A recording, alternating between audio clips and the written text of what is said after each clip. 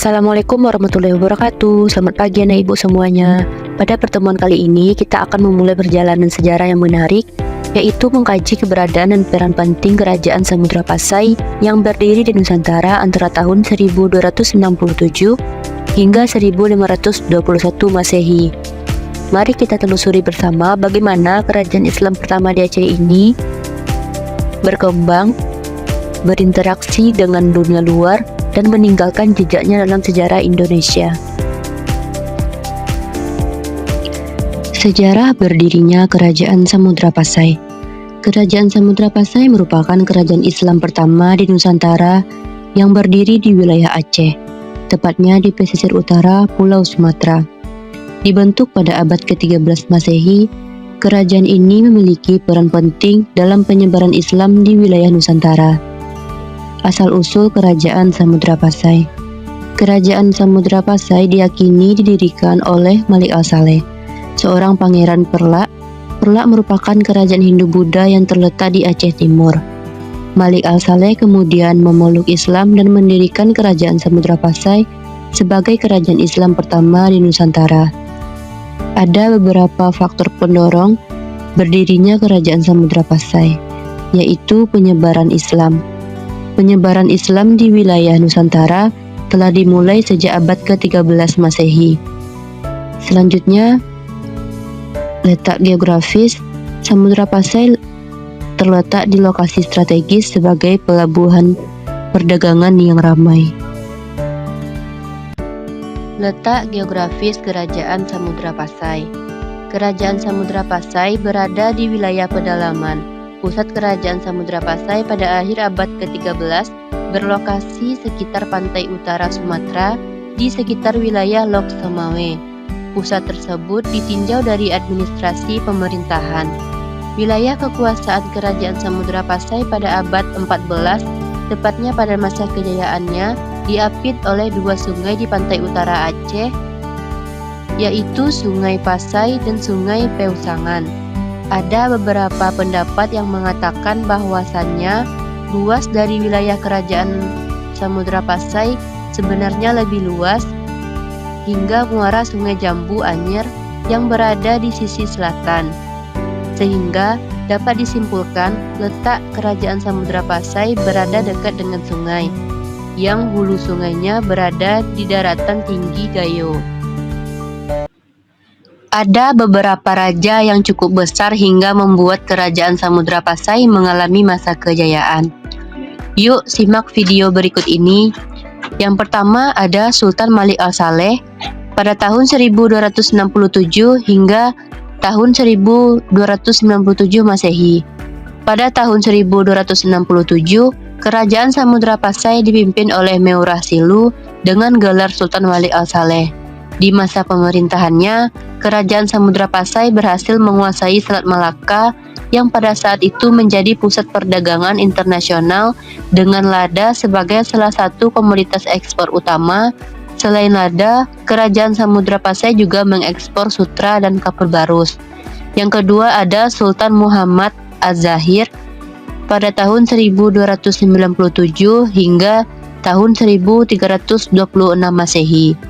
Setelah Sultan Malik Al-Saleh wafat pada tahun 1297 Masehi, kepemimpinan Kerajaan Samudra Pasai dilanjutkan oleh putranya, yaitu Sultan Muhammad Malik Az-Zahir. Sang raja baru ini untuk pertama kalinya memperkenalkan koin emas atau dirham sebagai mata uang. Mata uang dirham secara resmi digunakan dalam perdagangan di Kerajaan Samudra Pasai pada tahun 1297.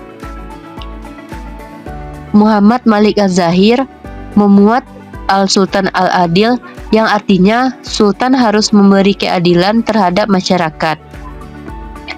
Yang ketiga, Sultan Mahmud Malik Az-Zahir pada tahun 1326 hingga tahun 1345 Masehi. Pada tahun 1326, tahta kerajaan diserahkan kepada Sultan Mahmud Malik Az-Zahir. Di masa pemerintahannya, Kerajaan Samudra Pasai terkenal sebagai kerajaan dagang yang maju Di tempat ini banyak dijumpai pedagang dari India dan Cina yang membeli rempah-rempah terutama lada. Selain itu, di Kerajaan Samudra Pasai terdapat beberapa jenis barang dari Cina yang dapat dibeli pedagang tanpa harus berlayar ke Cina. Islamisasi Kerajaan Samudra Pasai. Disebutkan pada hikayat Raja-Raja Pasai yaitu Meurasilu meninggal pada bulan Ramadan tahun 696 Hijriah atau 1297 Masehi. Meskipun begitu, animisme masih ada pada masa berkembangnya agama Islam. Bahkan budaya dari India masih terasa. Hal tersebut dilaporkan oleh Marco Polo bahwasannya Basman dan Samara atau Samudra masih terjadi penyembahan terhadap berhala. Ditinjau dari hikayat Raja Pasai, kemungkinan Meurasilu memeluk agama Islam adalah setelah ia bertemu dengan Rasulullah di dalam mimpinya. Penyebaran Islam di wilayah Kerajaan Samudra Pasai dan sekitarnya sangat identik dan terikat erat dengan kegiatan pelayaran dan perdagangan yang dilakukan oleh para saudagar kaya yang datang. Mereka tidak hanya ahli berdagang, melainkan menguasai dimensi sosial yang ada di wilayah Kerajaan Samudra Pasai. Para saudagar tersebut umumnya berasal dari Timur Tengah. Kehidupan Kerajaan Samudra Pasai. Di bidang ekonomi, Kerajaan Samudra Pasai terkenal dari kemaritiman dan perdagangan ekspor dan impor. Menurut cerita Ibnu Battuta, kemajuan dalam kemaritiman didukung oleh armada laut yang kuat pada masanya. Barang dagangan seperti lada, kapur barus, dan emas sebagai alat tukar sudah ada, yaitu uang emas atau yang dikenal dengan dirham. Selanjutnya di bidang pendidikan, Kerajaan Samudra Pasai tergantung dari perkembangan politik. Masa keruntuhan Kerajaan Samudra Pasai. Kerajaan Samudra Pasai tumbuh dan berkembang hingga mencapai tahap kemajuan sampai dikenal oleh pedagang dunia. Namun, sama seperti kerajaan sebelumnya yang berdiri di Nusantara, Kerajaan Samudra Pasai mengalami keruntuhan pada abad ke-16 di bawah kepemimpinan Sultan Zainal Abidin. Faktor yang menyebabkan Kerajaan Samudra Pasai runtuh yaitu berdirinya Kerajaan Aceh, dan yang kedua tidak adanya pemimpin yang layak dan berkompeten. Sebuah kerajaan akan dapat terus menunjukkan eksistensinya jika seorang pemimpin tersebut mampu melakukan inovasi dan memiliki keahlian sebagai seorang pemimpin. Yang ketiga, peran Kerajaan Malaka. Kerajaan Malaka yang menjadi pusat perdagangan.